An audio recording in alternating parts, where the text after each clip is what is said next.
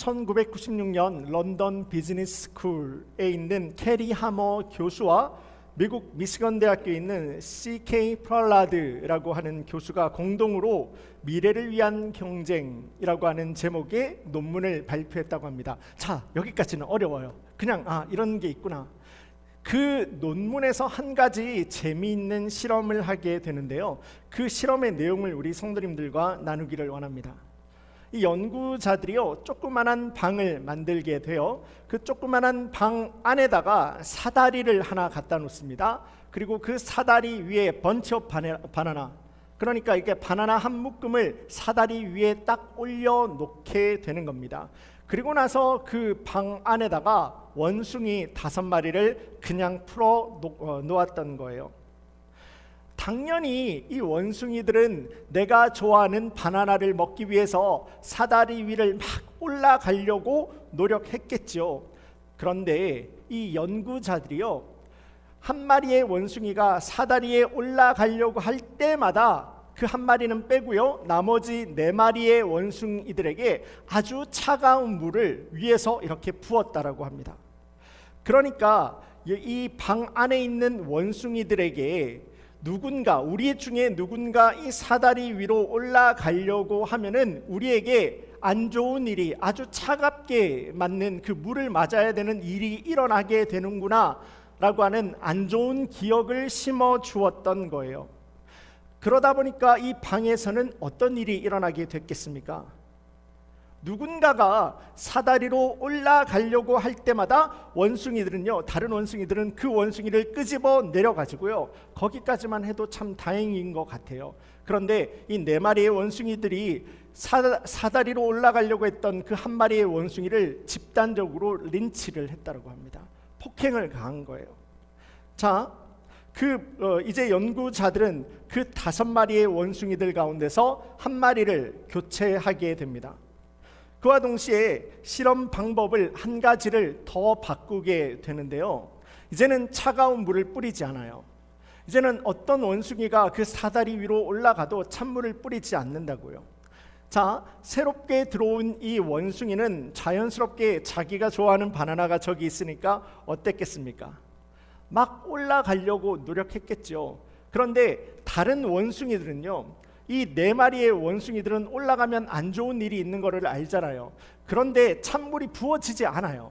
찬물이 부어지지도 않는데 이 4마리의 원숭이는 새로 들어온 원숭이가 사다리 위로 막 올라가려고 하니까 손을 잡고 데리고 옵니다. 그리고 이제까지 그러했듯이 이 원숭이를 4마리가 한 마리를 계속해서 두들겨 때리는 거예요. 찬물을 뿌리지도 않는데도 원숭이들이 그냥 이런 행동을 하는 겁니다.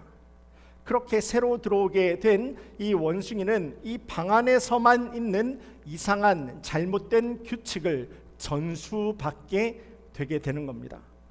이러한 과정을 계속해서 거듭하면서 이 연구자들은 이 방 안에 있는 원숭이 5마리를 전부 다 교체를 합니다. 그러니까 이제 이 방 안에는요, 찬물에 대한 나쁜 기억을 가지고 있는 원숭이들이 한 마리도 없어요. 그럼에도 불구하고 여기에 있는 새로운 5마리 원숭이들은요, 아무도 사다리 위에 있는 그 바나나를 먹으려고 하지 않습니다. 지금 차가운 물이라고 하는 그 안 좋은 기억을 가지고 있는 원숭이는 단 한 마리도 없어요. 아무 한 마리도 없어요. 하지만 그 정확한 이유도 잘 모른 채 다른 원숭이들을 통해서 전수받게 되었던 잘못된 규칙을 그냥 따라가고 있었던 겁니다. 그냥 이제까지 내가 그렇게 살아왔기 때문에, 그것이 내가 여기에서 알고 배우는 내 삶의 방식이기 때문에 나는 물론 나와 함께 살아가는 다른 원숭이들에게도 그것이 잘못된 것인 줄 알면서도 계속 강요하는 실수를 반복하고 있었던 거죠. 정말 안타까운 모습이 아니겠습니까? 그런데 이와는 정반대입니다. 이와는 정반대로 참 아름답고 귀한 것을 전수해주고, 또 그렇게 내가 배운 것을 그대로 그대로 살아가는 아름다운 사람들의 이야기도 우리는 만날 때가 있습니다. 마치 오늘 본문에 나오는 선지자 엘리야, 그리고 그 엘리야의 제자 엘리사의 모습과도 같이 말입니다.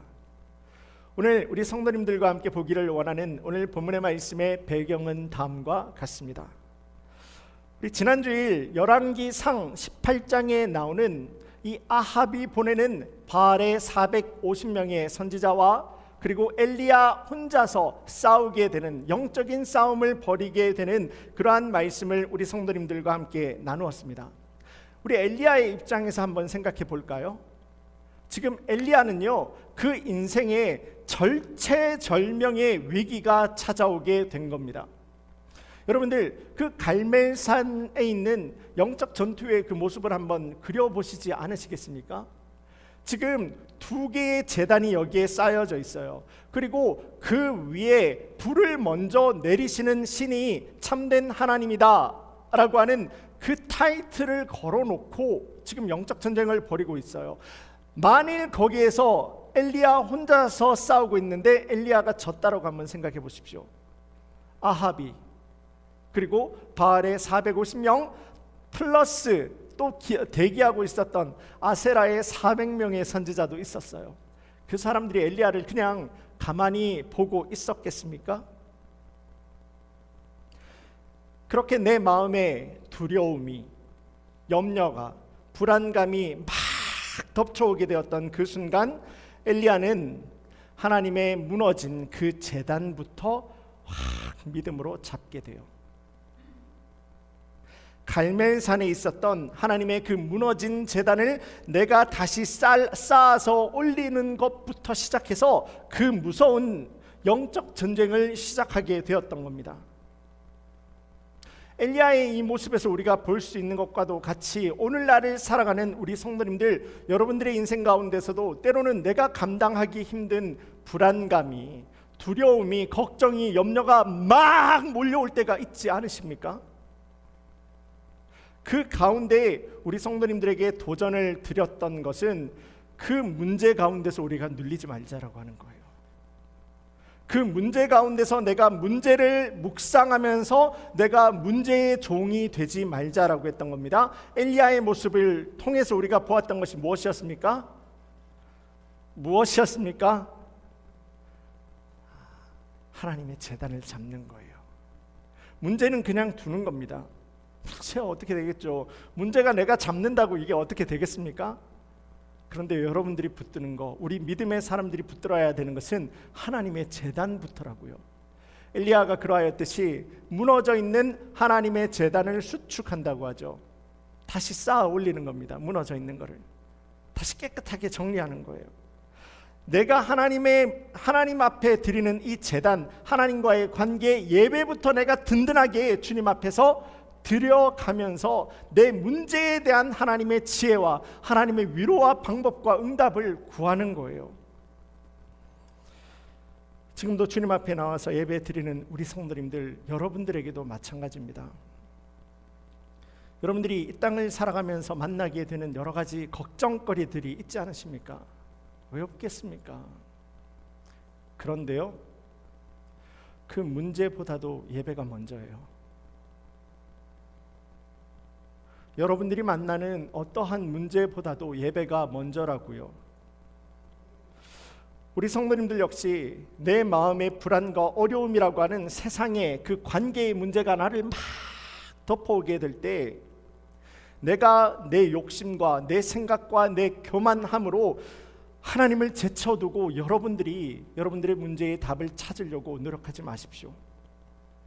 우리가 사망의 음침한 골짜기를 다닌다고 하더라도 해를, 그러니까 위험을 우리가 두려워하지 않을 수가 있는 것은 무엇입니까? 나와 함께 하시기 때문에, 나의 주인이 되어주시기 때문에, 하나님이요, 그분이요 나의 하나님이고 나의 주님이 되어주시기 때문에 우리는 그 염려와 어려움 가운데서 눌릴 이유가 전혀 없다라고 하는 겁니다. 그래서 믿는 자에게는 하나님과의 관계가 무엇보다도 가장 먼저예요. 아니 이거 먼저 해놓고 하나 예배할게요. 아니 이거 먼저 해놓고 아니요. 그 순서가 다 아니라고요. 예배가 먼저라고요. 하나님 앞에 내가 무너지는 게 먼저라고요.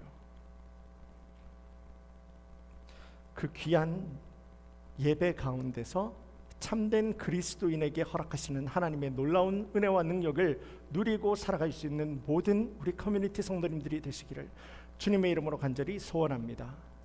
자, 엘리야는 그렇게 우상과 교만함 그리고 음란함이라고 하는 아주 더러운 죄로 얼룩져 있던 북이스라엘을 향해서 하나님의 말씀을 가지고 끝까지 싸워냈던 선지자가 바로 엘리야입니다. 그리고 이제는 하나님의 인도하심이 하나님께서 나를 데려가실 때가 다 됐구나라는 것을 알게 되었어요. 하나님의 때가 가까이 왔음을 알게 됩니다. 오늘 본문에 앞선 열왕기하 2장 1절의 말씀 제가 보겠습니다. 여호와께서 회오리 바람으로 엘리야를 하늘로 올리고자 하실 때에 엘리야가 엘리사와 더불어 길갈에서 나가더니 라고 합니다.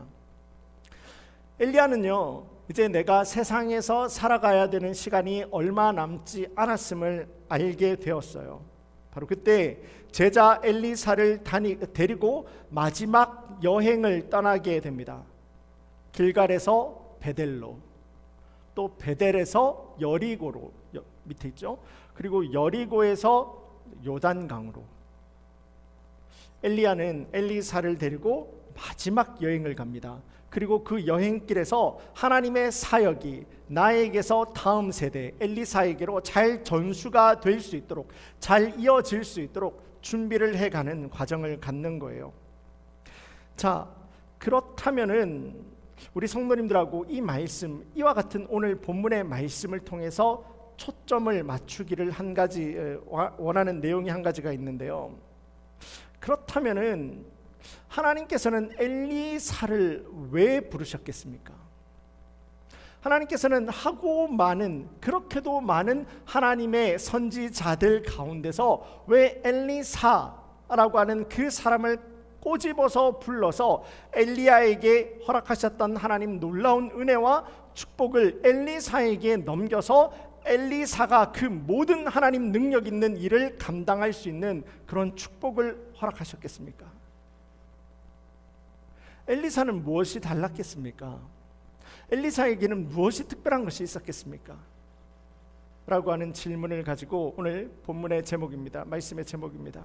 전수, 레거시라고 하죠. 꿈은 이루어진다 라고 하는 제목으로 하나님 말씀의 은혜와 도전을 함께 나누기를 원합니다.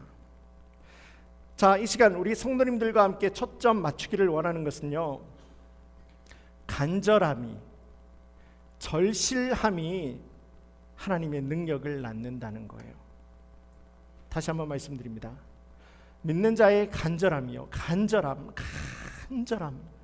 절실함이 하나님의 응답을, 하나님의 능력을 낳는다라고 하는 겁니다. 영적인 이 절실한 간절함이라고 하는 것이 엘리사를 하나님께서 사용하시는 엘리야의 다음 제자로 하나님께서 붙들어 버리셨다라는 겁니다. 오늘 본문에 앞선 열왕기하 2장 9절의 말씀 제가 보겠습니다. 건너매 엘리야가 엘리사에게 이르되 나를 내게서 데려감을 당하기 전에 내가 너에게 어떻게 할지 구하라. 엘리사가 이르되 당신의 성령이 하시는 역사가 갑절이나 내게 있게 하소서 하는지라. 자, 엘리야는요, 이 엘리사를 데리고 마지막 여행을 떠나는 그 길 가운데서 엘리야는 3번이나 이야기를 합니다. 더 이상 나를 따라오지 마라, 더 이상 나를 따라오지 마라라고 3번이나 이야기를 하지만 엘리사는 끝까지 내가 절대 당신을 놓치지 않겠습니다 라고 하는 말로 엘리야를 끝까지 쫓아가게 돼요. 이 말은요, 단순하게 내가 당신의 제자니까 끝까지 내가 선생님 옆에 있겠습니다 라고 하는 그 정도의 말을 이야기를 하는 것이 아니에요. 엘리사는 알고 있었어요. 이제 곧 엘리야가 하나님께서 그를 데리고 가신다라는 것을 엘리사도 알고 있었어요. 그렇기 때문에 지금 나는 이 엘리야와 함께 하고 있는, 이 엘리야와 함께 반드시 분명하게 함께하고 계시는 하나님의 영광과 하나님의 사명을 사모하는 마음으로 엘리야를 붙들고 있는 거예요. 엘리사는요, 그냥 엘리야 선생님이 좋아서 따라가는 것이 아니라 이 엘리야를 통해서 역사하시는 하나님을 믿음의 눈을 들어서 바라볼 수 있는 믿음의 눈을 가지고 있었다라는 거예요. 그 믿음의 눈으로 엘리야를 꽉 붙들었던 겁니다. 이에 엘리야는 자신의 겉옷을 벗습니다. 이 겉옷을 가지고 요단강물을 탁 하고 치게 될 때 어떤 일이 일어납니까? 요단강이 쫙 갈라져 버려요. 말씀 기록합니다. 마른 땅을 두 사람이 요단강을 건너가게 돼요. 그리고 나서 그 강을 건넌 다음에 우리 함께 읽었던 말씀과도 같이 내가 너에게 무엇을 해주기를 바라느냐, 엘리야의 이야기였죠. 바로 그때 엘리사가 대답을 합니다. 당신의 성령이 하시는 역사가 갑절이나 내게 있게 하옵소서. 이 말을 풀어본다면 선생님보다 2배나 되는 능력을 나에게 허락해 주세요. 엘리사는 그렇게 믿음의 절실함을 가지고 있었던 사람이에요. 엘리사에게는 믿음이 진짜였습니다. 진짜 믿음을 가지고 진짜 간절한 믿음을 붙들어서 엘리야에게 하나님 앞에서 고백을 하고 있는 거예요. 이제 선생님, 엘리야 선생님도 곧 하나님께서 데려가실 거잖아요. 엘리야 선생님도 없는 그 상황 가운데서 나는 하나님의 도움이 아니고서는 나는 아무것도 할 수 없고 나는 하나님의 인도하심이 없이는 나는 아무것도 아닌 존재입니다 라고 하는 것을 믿음의 절실함을 가지고 믿음의 간절함을 가지고 하나님 앞에서 고백을 하고 있고 하나님 앞에서 기도를 하였던 거예요. 그렇게 하나님의 은혜를, 하나님의 도우심을, 하나님의 인도하심을 간절하게 사모하는 마음을 엘리사가 믿음으로 붙들고 있을 때에 하나님께서 갑자기 불말 그리고 불수레, 요 단어는 좀 그래요. 저는 불병거라고 해야지 입에서 확 나오는데 성경이 한번 바뀌었죠. 불수레, 불말과 불수레가 와서 엘리야를 확 휘감더니 그를 회오리 바람과도 같이 데리고 올라가게 됩니다. 그 순간에 어떤 일이 일어납니까? 엘리야가 자기가 가지고 있던 겉옷을 남기게 되죠. 바로 그때 엘리사는 이 엘리야의 옷을 땅에서 쥐게 됩니다. 그리고 이 엘리야의 옷을 가지고 다시 한번 요단강물을 팍 하고 치게 될 때 어떤 이야기를 하게 됩니까? 엘리야의 하나님 여호와여 어디 계시나이까? 그때 어떤 일이 일어나게 됩니까? 엘리야가 그러하였던 것과도 같이 요단 강물이 쫙 하고 갈라져 버려요. 그 갈라진 요단 강물을 엘리사가 혼자서 건너오게 됩니다. 그리고 이 장면은요, 그 당시 그 자리에 있었던 선지자 학교, 우리 아까 전에 말씀 보았죠? 선지자 학교 학생들 50명이 함께 다 보고 있었습니다. 엘리야와 함께 있던 하나님의 영, 엘리야와 함께 했던 하나님의 능력이 엘리사에게 넘어가게 된 것을, 그러니까 그 간절한 믿음과 절실한 하나님을 향한 기도 가운데서 하나님 응답해 버리는 그 모습이, 그 역사가 그 자리 가운데서 일어나게 되었던 거예요.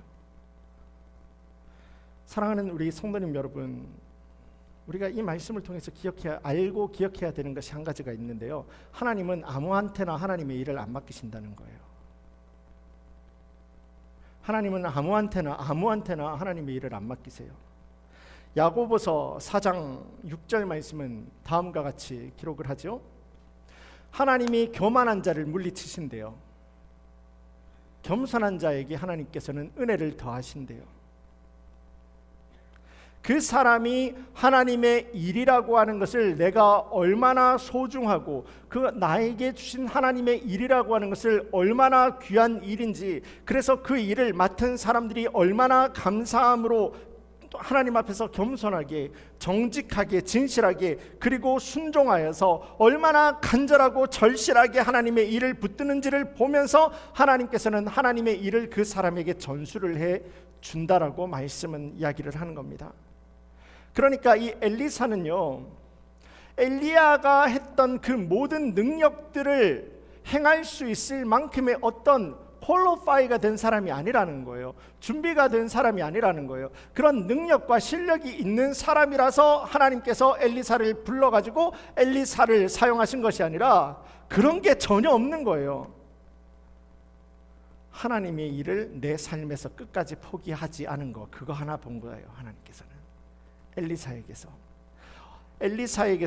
하나님을 향해 얼마나 간절함을 가지고 절실함을 가지고 주님을 붙들고 있는 그 믿음이 있느냐 없느냐, 그거 딱 한 가지 보고 하나님께서는 엘리사를 택하셔서 그 많은 사람 가운데서 엘리야가 행하였던 그 모든 일을 이어갈 수 있는 축복과 은혜와 능력을 그에게 허락하셨다라는 겁니다. 오늘 살아가면서 신앙생활을 하는 우리 성도님들도 마찬가지예요. 우리 마음이요, 여러분들의 마음이 하나님의 마음과 하나가 되어서, 그러니까 하나님으로부터 전수를 내가 받아서, 내가 신앙생활 하는데 뭐 다른 거 보고 이렇게 하는 거 말고요, 내가 하나님으로부터 전수를 받는 거예요. 하나님으로부터 전수를 받아서 하나님의 꿈과 하나님의 비전, 그리고 하나님의 기준과 하나님의 말씀이 내 삶의 진짜 가치가 되어서, 진짜 기준이 되어서 정말 하나님을 향해서 눈물을 쫙 하고 흘릴 줄 아는 그 사람에게 하나님께서는 하나님의 일을 전수하시는 거예요. 그 사람을 하나님께서는 붙드시는 거예요. 사용하시는 겁니다. 그래서 이 땅을 살아가는 우리 모두를 향한 하나님의 질문은 동일해요. 이사야서 6장 말씀이 너무나도 우리를 부끄럽게 하는 질문이 되지 않을까 합니다. 내가 누구를 보내며 누가 우리를 위해서 갈고, 하나님의 질문, 이사야서 6장에 나오는 이 질문을 다시 한번 곰곰하게 묵상해 보시기를 원합니다. 누가 우리를 위해서 갈 거라고 해요. 그러니까 누가 하나님을 위해서 살아갈고, 하나님의 질문은 언제나 우리를 향한 하나님의 질문은 동일해요. 누가 하나님을 위해서 살아갈고, 이 땅의 삶을 살아가는 우리 모든 성도님들, 여러분들의 모든 삶의 목적은 맞아요. 가정을 위해서 최선을 다해야 돼요. 직장에서 최선을 다해야 돼요. 여러분들이 맡은 거 최선을 다해야 돼요. 그래서 뭐요? 내가 가정에서도 최선을 다하고 직장에서도, 그리고 맡은 거 다 거기서 최선을 다해서 뭐요? 누가 우리 삶의 주인입니까? 누가 내 생각의 주인입니까? 누가 내 삶의 기준입니까? 하나님의 영광이요. 그거요. 거기에 맞는 사람을 내가 쓰는 거예요. 누가 하나님의 질문은 우리를 위해서 갈 거라고 이야기를 하고 있어요. 이 질문 앞에 여러분들은 어떻게 답을 하실 수가 있으시겠습니까? 그게 우리가 살아가는 이 땅의 참된 목적입니다. 하나님의 나라와 하나님의 영광을 위하여. 이 놀라운 하나님의 마음을 엘리사가 알고 있었던 거예요. 엘리사가 정확하게 알고 있었던 겁니다. 바로 그때 주님, 제가 여기 있습니다. 이런 저에게 하나님께서 갑절의 능력을 더하여 주시옵소서. 하나님께서 엘리사의 정확한 그 마음을 보고 붙들어 버리신 거죠. 그 간절하고 절실한 믿음이 지금도 예배하는 여러분들의 믿음이 될 수 있기를 원합니다. 간절하고 절실한 믿음이에요.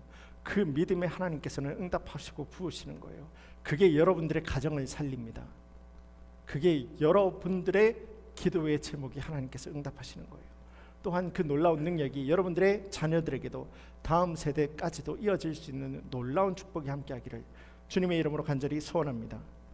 자, 하나님의 은혜라고 하는 것은 믿음으로 참되게 전수받은 사람들 있잖아요. 하나님의 은혜를 믿음으로 이렇게 엘리사와 같이 전수받은 사람들은 하나님의 은혜를 내 안에 가만두지 않아요. 나 또한 그 축복과 능력과 하나님의 비전에 참된 통로의 삶을 살아가는 그 삶에 기쁨으로 순종하는 삶을 살아갑니다. 그러니까 건강한 믿음을 가지고 있는 사람은요, 겸손과 순종이 하나로 이어질 수밖에 없어요. 왜냐하면 내가 내 비전과 내 소망을 이루기 위해서 살아가는 거 아니잖아요. 내가 직장에서 여러분들의 비즈니스에서 최선을 다하시잖아요. 가정에서 최선을 다하잖아요. 그래서 뭐 하나님의 영광이라고요. 그러니까 우리 삶의 궁극적인 목적은 하나님 나라와 하나님의 나라가 확장이 되고 하나님의 영광이 드러나는 삶이 여러분들의 궁극적인 목적이 되는 거예요. 그러므로 그 믿음으로 살고 있는 사람 가운데서는 자연스럽게 하나님을 향한 겸손과 순종은 이어질 수밖에 없어요. 나무의 열매를 보면 그 나무가 뭔지 안다라고 했죠. 결과를 보면은 그 과정을 아는 거예요.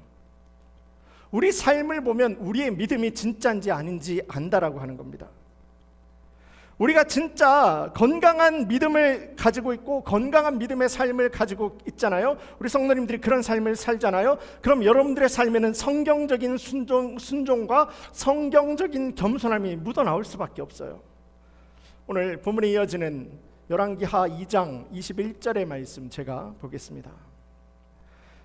엘리사가 물 근원으로 나아가 소금을 그 가운데 던지며 이르되 여호와의 말씀이 내가 이 물을 고쳤으니 이로부터 다시는 죽음이나 열매 맺지 못함이 없을지니라 하셨느니라.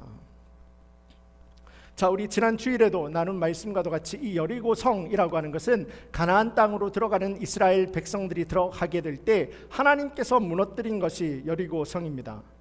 사람의 힘으로 무너진 게 아니에요. 능력과 칼과 창으로 무너진 것이 아니죠. 하나님께서 무너뜨린 것이 바로 이 여리고성입니다. 그리고 하나님 말씀하십니다. 너희들 여리고성을 다시는 올리지 마라, 쌓지 마라. 그리고 그 무너져 있는 여리고성을 너희가 너희의 두 눈으로 바라볼 때마다 지금도 살아서 역사하시는 너희의 참된 주인이 되는 나 하나님을 기억할지어다. 그게 여리고성을 다시 쌓지 말라라고 했던 하나님의 마음이고 하나님의 교훈이었어요. 그러니까 눈에 보이는 교훈이었던 거예요. 그럼에도 불구하고 이 북이스라엘의 왕 아합이라고 하는 사람은요, 기어코 그 성을 다시 올립니다. 기어코 올려요. 그래서 그 성이 올라가는 중에 어떻게 됩니까? 그 이전에 여호수아가 저주의 예언을 해놓은 거죠. 누구든지 이 여리고 성의 성벽을 쌓을 때에 그 마다들이 죽을 것이고, 그리고 그 성문을 세우게 될 때 막내가 죽게 될 것이다, 이렇게 말씀하셨습니다. 그래서 두 아들을 한꺼번에 잃게 되는 그러한 아픔이 있음에도 불구하고 아합은 on my way 하는 거예요. 내 마음대로 가는 거예요. 사람이요, 한번 하나님 앞에서 교만해지면은 얼마나 교만해질 수 있는지를 아주 정확하게 보여주는 사람이 바로 이 북이스라엘의 아합이 되지 않을까 해요. 자, 그렇게 해서 여리고성은 어찌 됐건 간에 다시 건축이 되게 되었습니다. 그리고 그 땅에는 사람들이 살게 되지만은요, 하나님의 저주를 받았잖아요. 하나님의 저주를 받은 이 땅은, 그 땅에 물이 좋지 않아요. 사람들이 살기 힘듭니다. 하나님의 저주를 받은 그 땅 가운데서 사람들이 살기 어렵다라는 안타까운 소식을 듣게 될 때 그 소식이 엘리사에게도 전해지게 된 거예요. 그 소식이 딱 전해지게 되었을 때 엘리사는 하나님을 의지하게 됩니다. 하나님의 백성들이 힘들게 살아가는 그 이야기를 듣게 되었을 때 넘기지를 않아요. 그 기도의 제목을 가지고 하나님 앞에 의지합니다. 그리고 나에게 말씀하시는 하나님의 말씀을 붙들고 거기 여리고에 있는 물의 근원, 물의 리소스가 있지 않겠습니까? 그 물의 근원으로 가요.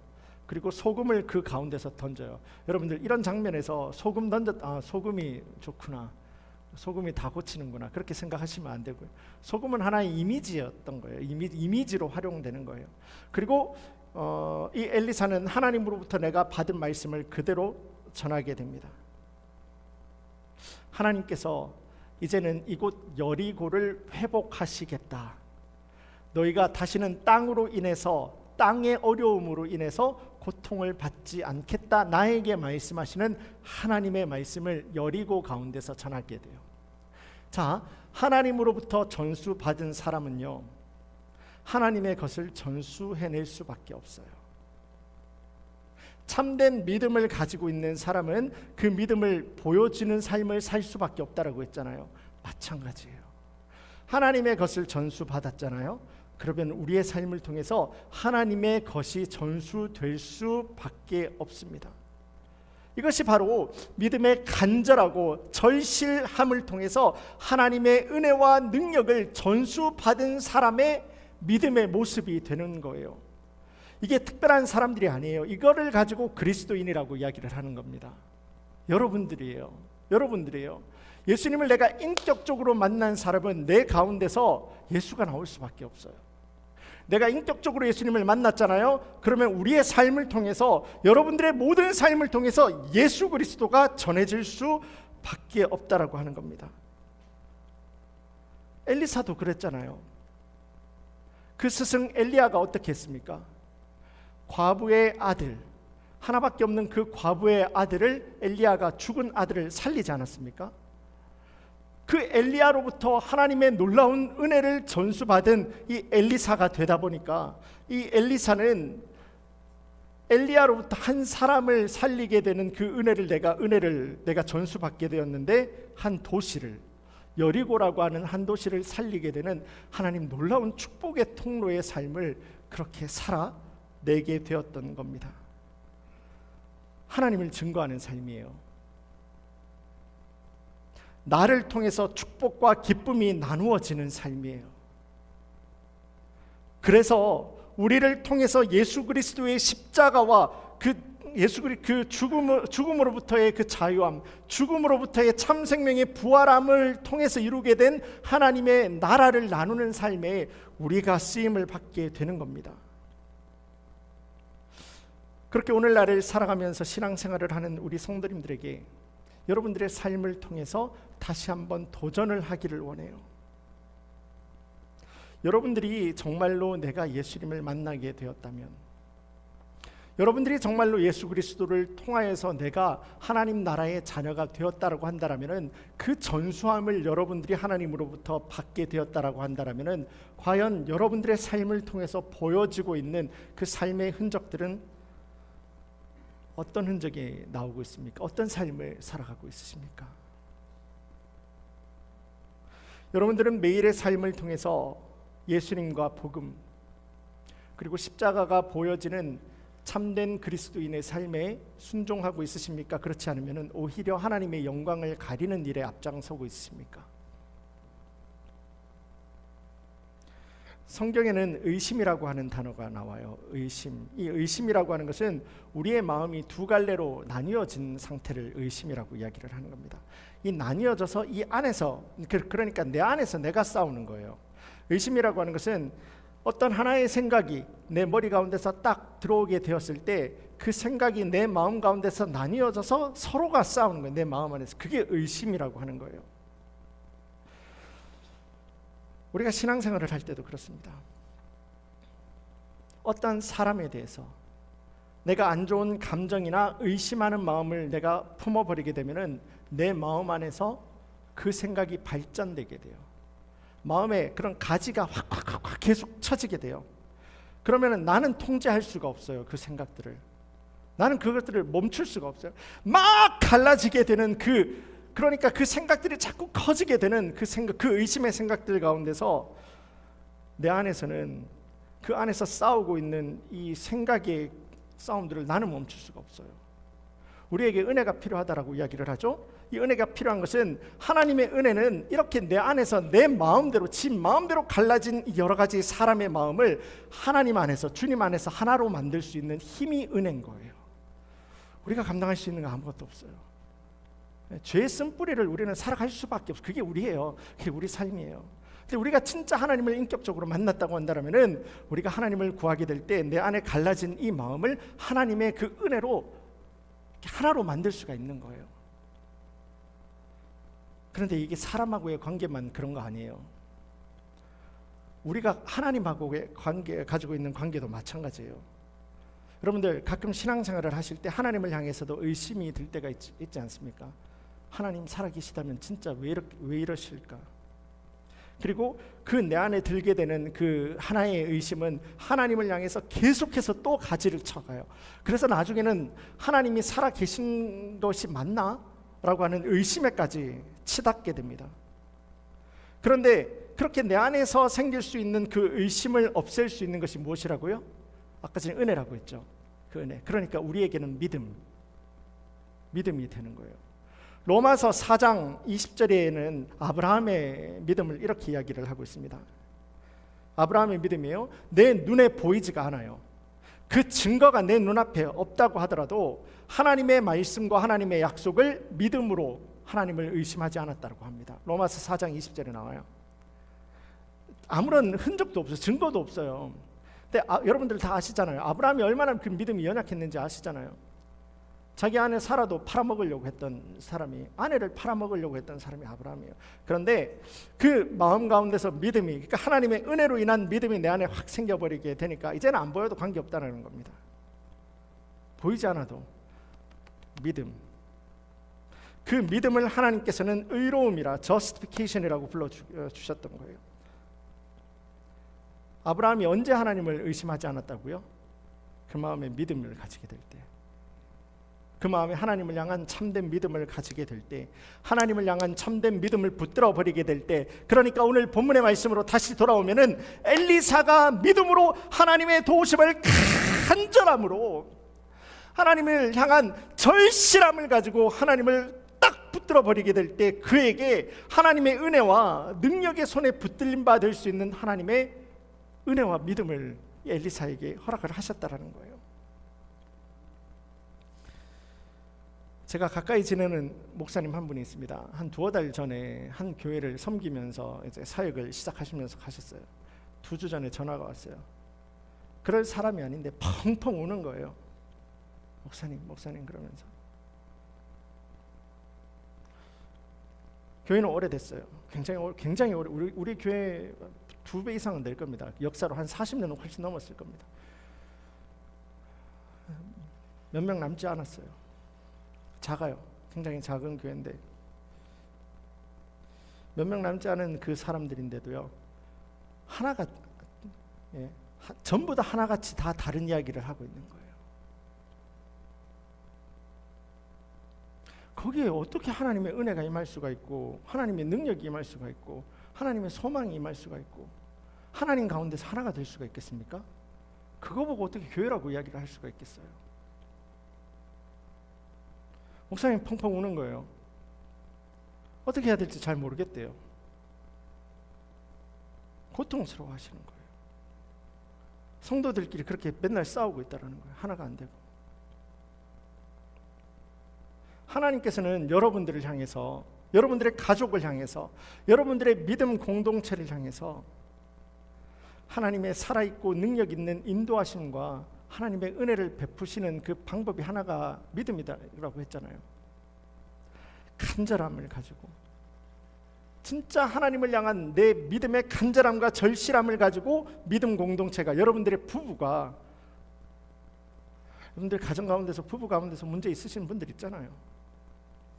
왜 아닌 척하고 얼굴을 딱 그러고 계세요? 있잖아요.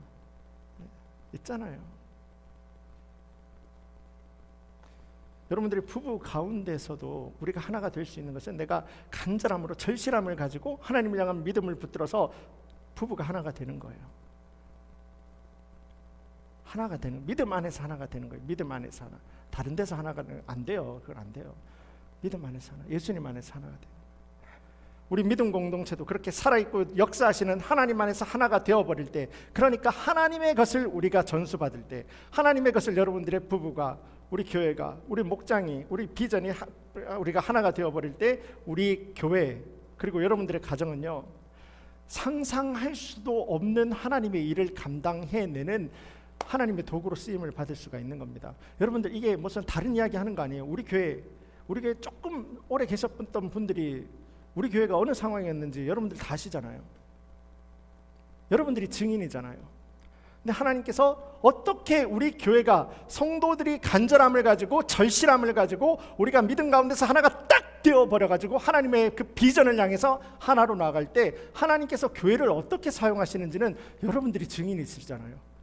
제가 설명 안 해도 되는 거잖아요. 지금도 주님의 전에 나와서 예배하는 우리 성도님들, 이 시간 여러분들은 예배를 하고 있어요. 예배를 드리고 있습니다. 하나님의 제단을 붙들고 있습니다. 여러분들은 과연 그런 믿음, 간절함과 절실한 믿음을 붙들고 예배를 드리시고 있으십니까? 말씀을 정리하겠습니다. 오늘 말씀의 서두에서 우리 5마리 원숭이의 이야기를 우리 성도님들과 함께 보았습니다.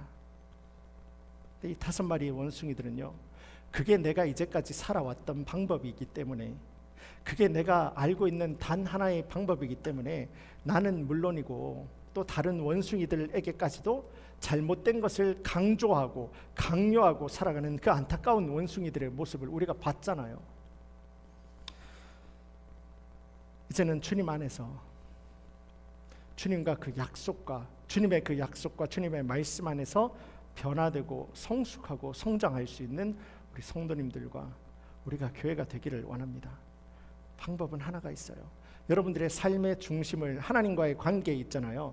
그 가운데서 여러분들의 무게의 추, 삶의 중심을 나에게서 하나님께로 옮겨버리시는 거예요. 내가 하나님 말씀을 보는 것이 아니라 하나님 말씀이 나를 보는 거예요. 쉬워요. 훈련해 보세요. 하나님과의 관계 가운데서 무게의 추를 나에게서 하나님께로 옮겨버리는 거예요. 그분의 말씀이 내 삶을 바라보는 거예요. 그래서 내가 그 말씀에 살아가고 있나 안 살아가고 있나, 하나님의 약속과 하나님의 말씀에 내가 하나가 되어버리는 거예요.